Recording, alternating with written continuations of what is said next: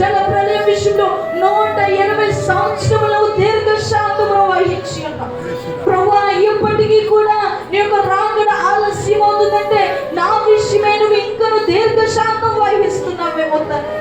ఒకవేళ నాలో ఏదైనా అవిధేయత ఉంటే, నాలో ఏదైనా లోపం ఉంటే ప్రభువా, నీ రక్తముతో ఈ దినమే ఈ క్షణమే నన్ను సరి చేయండి ప్రభువా. ప్రభువా, నన్ను పరిశుద్ధురాలుగా మార్చండి తండ్రి, నన్ను పరిశుద్ధుడిగా మార్చండి తండ్రి. నీ ఆత్మతో నన్ను దహించండి తండ్రి, నీ కృపతో నన్ను ఆవరించండి తండ్రి. నీ యొక్క సన్నిధి, నీ యొక్క వెలుగు మా పైన ప్రభావితం చేయండి తండ్రి. స్తోత్రాలు. అందరూ కూడా నేను ప్రార్థన చేయడం కాదు, మీరు ప్రార్థన చేసుకోవాలి. నీ ప్రార్థనే నీకు సమాధానం, నీ ప్రార్థన నీకు జవాబు, నీ ప్రార్థన నీ యొక్క జీవితంలో ఒక మెంటు, నీ ప్రార్థన నీ యొక్క భక్తి ద్వారానే నీవు నీ కుటుంబము దేవుడు రక్షిస్తాడు.